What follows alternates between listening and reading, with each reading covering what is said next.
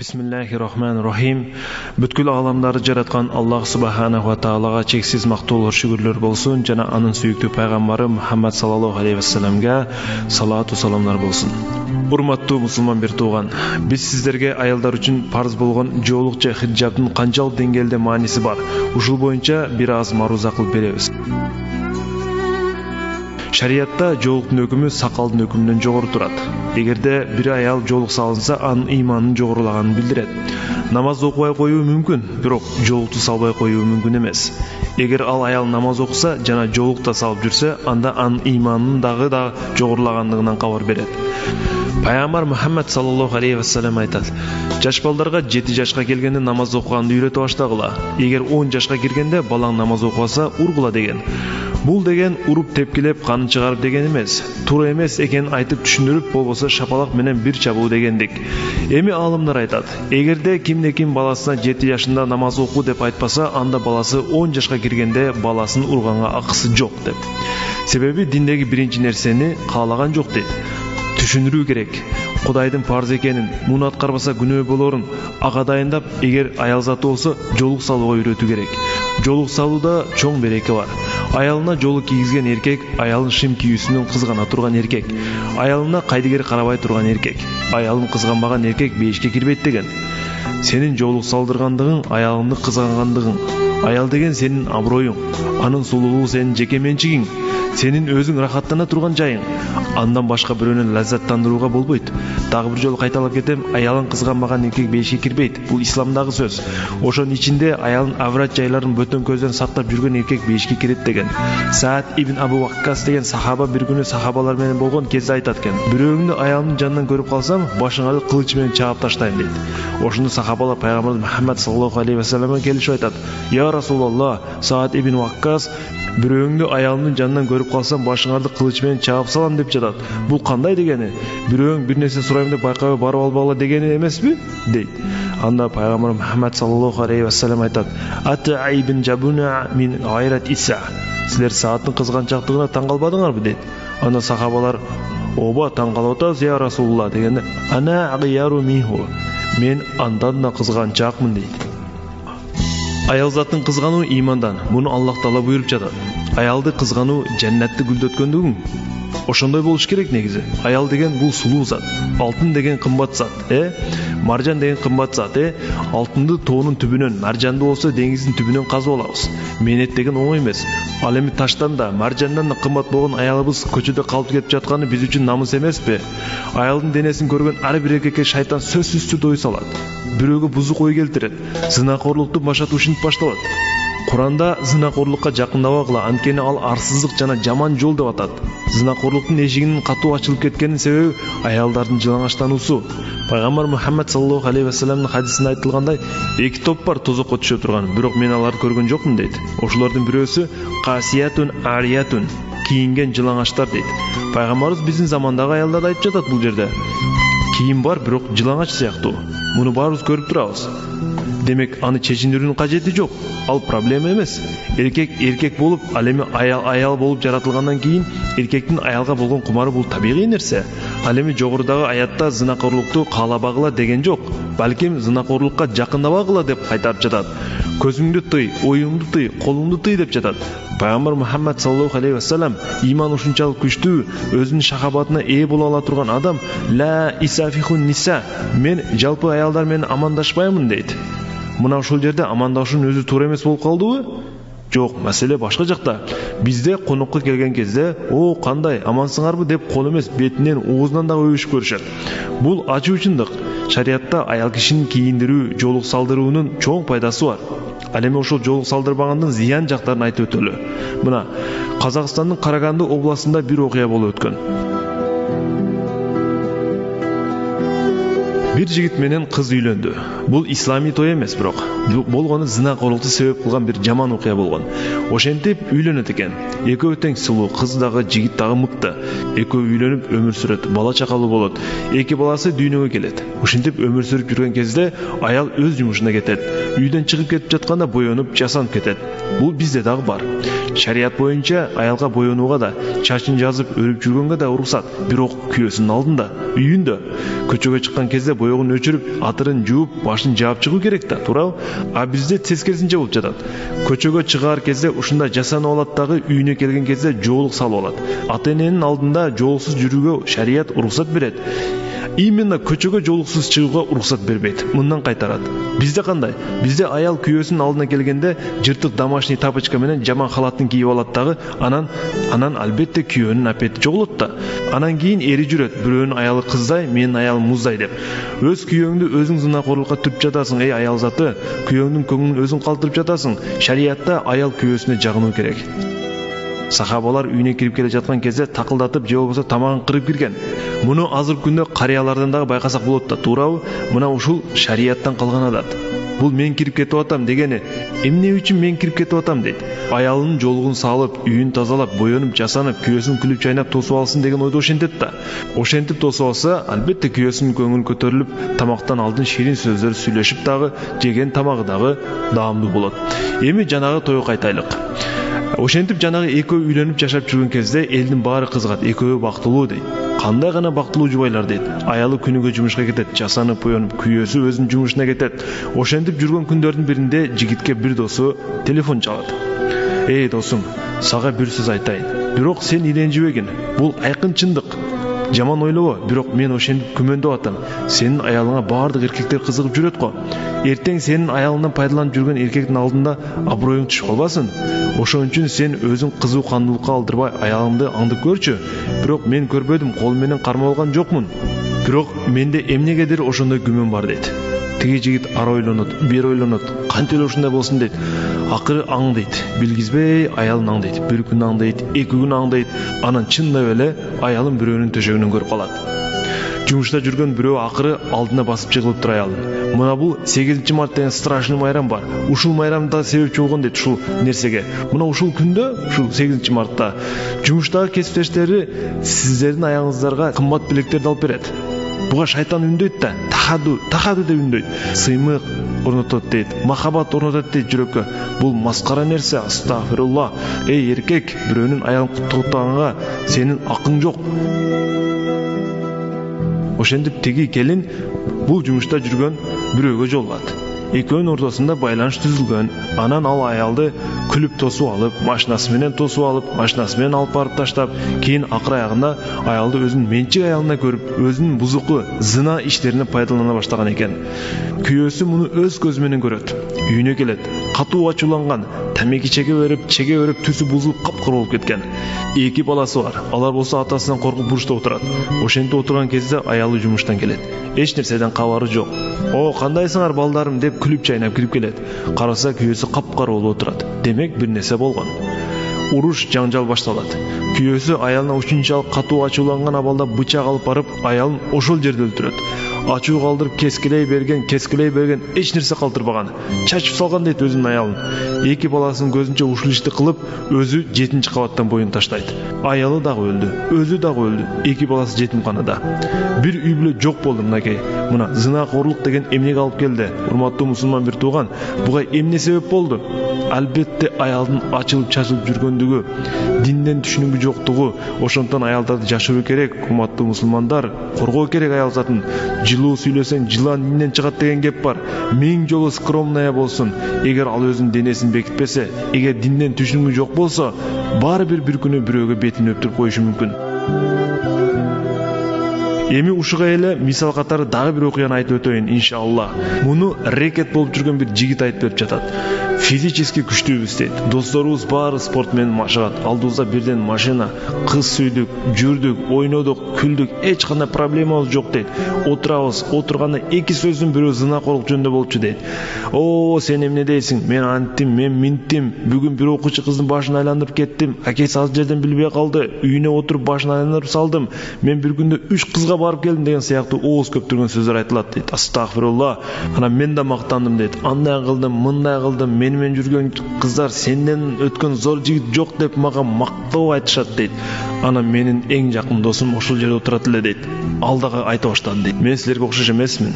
Күндө ар кызга бара бере турган мен бир кыз менен сүйлөшөмүн. Seni сүйем, күйем, seni алам, сага үйлөнөм деп бир ай башын айландырып жүрөм дагы, максатыма жеткен күнү таштап кетип, эртеси дагы бир кызды таап, аны дагы ошентип, силерге караганда мен кызды таза пайдаланам дейт. Астагфирулла. Ушинтип айтат дейт. Азыр мен ушундай бир кызды пайдаланып жүрөм. Ал бечара келин күйөөдөн ажырашкан экен, бир баласы бар экен, кашы көзү кара, өзү кара тору мындай, тигиндей, аты мындай экен деп айтып атты. Жакшылап угуп отурсам дейт, менин бир тууган карындашымды айтып жатат дейт. Рекет айтат. Экөөбүз бирге жүргөн дос жигит дейт. Менин бир тууган карындашымды айтып жатат. Аны эч ким билген жок, бирок мен билип койдум дейт. Тигиндей, мындай Баланчанчы микрорайонунда турат. Бүгүн да көп кызыктуу көрдүк. Ана мас болуп калды бечара келин дейт. Мен азыр ушул жактан келе жатам. Жеңилдеп бугумду чыгарып, анын үйүнө алып барып таштадым дейт. Ал мени сүйөт деп ойлоп атат, бирок мен аны башка жолдо пайдаланып атканымды билбейт да дейт. Ошон үчүн ал менин дагы далай кызыгымды көрө берет дейт. Бүгүн дагы жыргадык жатып. Бүгүн дагы жыргадык дейт. Ошон үчүн үйүнө алып барып таштадым азыр дейт. Анын аты мынандай деп атын айтып, сен дагы билесиң го, бир жол барган элең го деп мага тийише баштады. Ошондо мен тааныбайт экенмин, кечиргиле жигиттер деп ал жерден чыгууга шаштым дейт. Рекет айтат. Мен ден соолугум жакшы эмес, мен үйүмө кетейин деп кетип калдым дейт. Ошол жерде өлгүм келди дейт. Ага мен бир сөз айтайын десем, мен да мактангам дейт. Мен менен жүргөн кыз ал дагы бирөөнүн карындашы чыгар. Анан ачуу менен карындашынын үйүнө барсам, чын эле карындашым мас болуп жатат дейт. Мас кылып алып барып койгон дейт. Ачуу ушунчалык башыма чыкты, шайтан миң түркүн ойлор салды дейт. Ушундай ар кимдин астында жатып жүргөн, болгондо дагы менин досумдун алдында жатып жүргөн карындашымдын бар болгондон аны өлтүргөнүм жакшы деп ойлодум дейт. Анан өлтүрөйүн деп чечтим. Бирок кантип? Уруп өлтүрөйүн десем, милиция билип калат. Буу өлтүрөйүн десем, дагы билип коет. Анан ара ойлонуп, бери ойлонуп, ой таптым дейт. Аны мага шайтан таап берди дейт. Астагфирулла. Газдын баарын ачтым дейт. Эшик терезенин баарын жаап, жыт чыкпай турган кылып газды ачып салдым дейт. Эртең өлсө бечара мас болуп келип газды ачып коюп уктап калып, газга буулуп өлүп калыптыр десин дедим дейт. Анан ошентип мына сага деп газдын баарын ачтым да эшикти жаап чыгып кеттим дейт. Бирок баары бир кыйын экен. Бир бооруна кыянаттык кылыш кыйын экен. Бир карынга баткандан кийин бир дүйнөгө да баткың келет экен. Лестницадан түшүп кетип баратып, бутун тартпай, эшикке чыкпай кайра чуркап чыктым. Кирип барып газды өчүрүп, эшик терезенин баарын ачып карындашымды кучактап алып, неге мындай кылдым? Мунун күнөөсү эмне? Бул менин карындашым го. Мунун дагы бул дүйнөдө жашаганга акысы бар го деп ыйладым дейт. Ошондо ойлоп көрсөм, Аллах Таала мага танбих берген экен. Зынакорлук жасабагын, эй банда деп танбих берген экен. Ошондо ички дүйнөм, туйгуларым ушунчалык катуу ачылып кетип, өмүрүмдө биринчи жолу мечитке бардым дейт тиги Рекет. Кирип келип карасам, мечитте адамдар отурган экен. Ошолор кошулуп биринчи ирет намаз окудум дейт. Бул зынакорлук деген жаман нерсе, урматтуу мусулман бир туугандар. Пайгамбар Мухаммад саллаллаху алейхи ва саллям айткан. Бир киши келип мага айтты: "Аллахтын элчиси, мага зынакорлукка уруксат бериңизчи." Сахабалар: астагфирулла, эмнени айтып атасың" деп чочуп кетишти. Пайгамбар тиги жигитке жакын кел деп айтты. Тиги жигит жакын келди. Анан пайгамбарыбыз айтты: "Эй, сен зынакорлукту каалайсыңбы?" "Ооба." "Ошол зынакорлукту сен карындашыңа каалайсыңбы?" деди. Деди, "Ал жок" деди. "Энеңе каалайсыңбы?" "Жок." "Эжеңе каалайсыңбы?" "Жок." "Жакындарыңа каалайсыңбы?" "Жок." "Жок, жок." "Казаликен нас." Адамдар да ошону каалабайт. "Мен зынакорлукту жек көрдүм" деп айтты тиги жигит. Анан пайгамбарыбыз ал жигиттин жүрөгүнө колун коюп: "Аллах мунун жүрөгүн тазалачы, мунун күнөөсүн кечирчи" деди. Ошондон кийин ал инсан зинакорлукту жек көрүп калды. Зинакорлук өтө жаман нерсе, урматтуу бирадарлар. Калган эле бир топ жигит жыйылып, акырында кетти аңгеме суюлуп, чыкты бирөө мактанып өз күнөөсүн, аялдар менен жасап жүргөн зинасын. Аял деген туйгулуу калк билсеңиз, кан жүгүрөт бетине салып күлсөңүз, айта берсең кулагына жомокту, өзү сага чечип берет көйнөгүн. Ошол аял ал сыяктуу бузуктун, көрүп жүрөт далай эрдин кызыгын.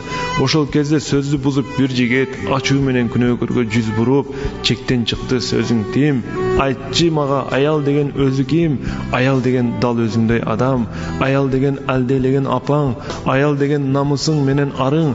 Аял деген сүйдүм деген койнуңдагы жарың. Аял деген койнуңдагы жарың. Бешигиңде жатса бөпөлөгөн, тай басса жетелеген. Аял деген кызың го эркелеген. Аял деген кызың го аке деген.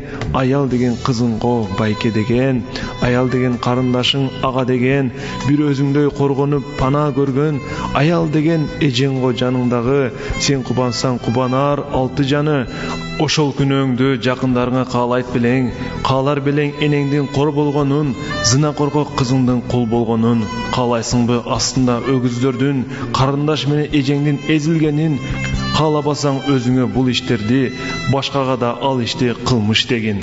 Аял деген негизи уяттуу жан болот. Уятын чечүү үчүн анын алгач кийимин чечүү керек болот. Бул шайтандын колунан келет. Эгер биздин аялдар билгиси келсе, бул аял үчүн жоолук салуу парз. Жоолук салган бир кызды көрсөңүздөр кубанып дуа кылыңыздар ага. Алладан тилеңиздер. Эгер жоолук салган бир кыздын акесин кейип жаткан көрсөңүздөр ага түшүндүрүңүздөр. Кызыңыз, карындашыңыз адам болуп жатат, Аллахтын айтканын издеп атат деп. Азыр жүрөт көчөдө көп кыздар, эңкеси турсасы көрүнөт. Эчим кейген жок буга? Эми көчөдө оронгон, узун көйнөк кийген, жоолук салган кызды көрсөңүздөр, Аллах ага эки дүйнө бактылуулукту берсин деп дуа кылыңыздар. Жана аялдарыбызга, кыздарыбызга этият бололу, урматтуу бирадарлар. Аларга үйрөтөлү, түшүндүрөлү баштарына жоолук салууну. Себеби аларга бул нерсе парз. Куранда бул жөнүндө аят бар. Пайгамбар Мухаммад Мустафа саллаллаху алейхи ва саллям өзүнүн аялын өтө катуу кызганган. Бир күнү Абдулла ибн Умму Мактум деген сахаба көз согур азанчынын үйүнө келе жатты. Ал келе жаткан кезде пайгамбарга жоолук туурасында аят түшкөн кез эле. Ошондо аялдарына пайгамбарыбыз айтты: "Парданын артына өткүлө, бөлөк тургула" деди. Аял менен эркек бөлөк болсун дейт шариятта. Ошондо аялдардын бирөөсү: Аллахтын элчиси, келе жаткан сахабанын көзү сокур го, неге биз качабыз" дейт. Ошондо пайгамбарыбыз саллаллаху алейхи ва саллям: "Силердин көзүңөр сокур эмес го" дейт. Ошон үчүн бул нерседен өтө этият болушубуз керек. Аял затын коргообуз керек. Биз бүгүн мактап жаткан Европада аялдар ушунчалык кор болуп кетти. Аял заты Алланын аманат катары эмес, балким товар катары бааланып калды. Европада аял заты көңүл ачуунун же дене рахаттарына батуунун бир элементи катары каралып калды. Ошон үчүн Европада жаш жубайлардын 70%-га жакыны ажырашып жатат. Эмне себептен? Үй бүлөдө дин жок, бактылуулук жок. Бактылуулукту кайдан табышты билбей, балким өзүмдү өлтүрсөм наркы дүйнөдө тынч жатармын деп бийик кабат үйлөрдөн өзүн таштамай, же поезд, автомашинанын алдына өзүн таштамай, же өзүн асып алгандар көбөйүп жатат. Тең укуктуу болобуз деп эркектер кылган ишти биз эмне кыла албайбыз деп тамеки, арак, наркотик колдонушуп өз келечегине балта чабууда. Ал эми бала төрөө Европада жылдан жылга азаюуда. Бул Европадагы бүгүнкү абал.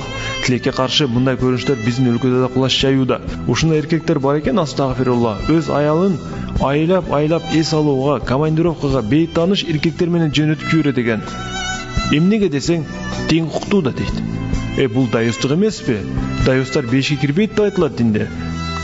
Дин душмандар айтат экен: эгер мусулмандар жашаган өлкөнү басып алгыңар келсе, мунун эң эле жөнөкөй жолу бар. Ал эгер ошол мамлекетте жашаган эркектер өз аялдарын коргобой, ачык-чачык көчөдө жүргүзсө, демек ал мамлекет силердики деген экен. Себеби өз аялын коргогондукту билбеген эркек мамлекетин да коргой албайт. Эгер ошол мамлекетте жашаган аялдар баары жоолукчан денесин жаап жүрсө, демек ал мамлекет күчтүү болот деген. Анткени аялын ошончолук коргоган эркек мамлекетин да ушундай коройт. Медина шаарына барсаңыз, ал жакта аялдар эркектерден бөлөк отурат, бөлөк жүрөт. Бирөөнүн үйүнө кирген кезде дароо эле кирип кетпейсиң. Токтоп тур, азыр аялдарым бар, башка жака өтсүн алар, анан киресиң дейт. Себеби алар да аялын өтө катуу кызганат. Бизде тескерисинче. Аялыбызды кукла кылып жасап, элдин көзүнө көрсөтүп коебуз. Оңунан кара, солунан кара, жамбашын кара, төшүн кара, фигурасын кара, анан дагы сага бербейм, бул меники деп коет. Эгер ошол жүргөнү бир үйлөнгөн эркек көрсө, өзүнүн аялы менен жаткан кезде сенин аялыңды көз алдына элестетип жатат да. Бул нерсеге шайтан жол ачып берет. Тилекке каршы биз азыркы күндө ачуу чындыкка күбө болуп келүүдөбүз. Энелик кызмат эң биринчи милдет болгон аял заты кандай күндө экенин баарыбыз көрүп билүүдөбүз. Бүгүнкү биздин аял зат мода деп аталган нерсенин курмандыгы болду. Бүгүнкү биздин аял зат Аллахка ачык согуш жарыялагандардан болду. Нур сүрөсүнүн 59-аятында аял затынын башка бөлөк бөттөндөргө өз денесин башын көрсөтпөй жүрүү парз экендиги ачыктан ачык айтылганына карабай, теңирден тескери иш кылгандар топтура. Кызыгы, исламда кайната кайненин алдында баш кийим жок жүрө берет. Көчөдөн башын жоолук менен жаап жүрүү керек болсо, бизде наоборот, тескерисинче. Көчөдөн жылаң баш жүрүп, кайнатанын үйүнө кире бериште жоолук кийип алган жеңелерди көп көрүп калдык. Кудайдан эмес, кайнатадан уялгандар, Бүгүн моданын артынан кууп, ал аяттарды көңүлдөн чыгарып койдук. Пайгамбарыбыз саллаллаху алейхи вассалам айткан: эгер аял заты көчөгө эркектердин көөнүн өзүнө буруу максатында кийинип, атыр себинип чыкса, анда ал ойноштук кылгандай эле күнөө кылат деген. Бүгүн биздин аял заты уялуу сезимден жана токтоолуктан бир топ алыстаган. Алар ач карышкырлардын көз карашын жек көрүүнүн ордуна андан ырахат алгандай. Тиги ач карышкыр мындан өзүнө импотенциядан башка эч нерсе зарабатывать этип жаткандан кабары жок. Бүгүнкү күндө биздин аялдар өздөрүнүн табиятына туура келбеген жумуштарды аткарышат. Талаада, базарда, эртеден кеч эркектер салонунда чач кырккыч, таң эрте көчө шыпыруу, айта берсең толтура. Негизи эле бул жумушту биз эркектер кылышыбыз керек эле. Биздин боштугубуздан, биздин лохтугубуздан аял заты корболууда. Аялдын чыныгы милдети өзүнүн күйөөсүнүн жарыкер жары болуу, балдарынан сүйүктүү энеси болуу, үйдүн очогун сактоо, күйөөсүнүн абийирин сактоо, балдарды тарбиялоо эмеспи? Сиздерге таң калыштуу эмеспи? Пакет сатып алсаңыз сыртына жарым жылаңач кыздын сүрөтү, сагыз сатып алсаңыз анда дагы кыздын сүрөтү, пакет менен сагызга аялдын кандай тиешеси бар? Ушун менен аял затын тиги чайнап аткан сагыздан төмөн көрүп жаткан жоксузбу? Курандагы чоңдугу боюнча 3-орунда турган сүрөнүн аты Ниса, аялдар. Ислам дининин аялдарга буйрулган жабынуусу эң сонун система десек жаңылышпайбыз. Бул жабынуу эң алгач аялдын рухунда башталуусу зарыл. Себеби руханияты начар болгондор өзүн Аллах Тааланын буйруктарына даярдай албайт. Натыйжада ар түрдүү жаман жолго түшүп кетиши мүмкүн. Эми бул аялдардын кийими деп жатабыз. Аялдардын кийими кандай болушу керек? Биринчиден, бүт денесин жаап турушу керек. Экинчиден, кийим жука болбошу керек. Тактап айтканда, дененин көсөдө тургандай түрдө болбошу керек. Ошондуктан кийим аялдардын денесин толугу менен жаап, дененин сырттан көрүнүшүнө тоскоол болушу керек. Үчүнчү, кийим өтө эле түстүү болбошу керек. Башкача айтканда, жылтырап, ар кандай түстө болбосу. Себеби аялдардын жабынуусунун максаты өзүн сырттан келе турган ар түрдүү уятсыздыктардан, ыпластыктардан коргоо. Ал эми жалтыраган түстүү кийимдер башкалардын көңүлүн өзүнө буруп, алардын оюна дагы ар түрдүү жаман пикирлерди алып келиши мүмкүн. Төртүнчү, кийим дененин түзүлүшүн билдире тургандай тар болбосу керек. Себеби тар кийим жогоруда айтып өткөнүбүздөй жаман натыйжалар алып келиши шексиз. Бешинчи, кийимден эркектин шахватын козгой турган жыпар жыттар келбеши керек. Мынакей, ошондуктан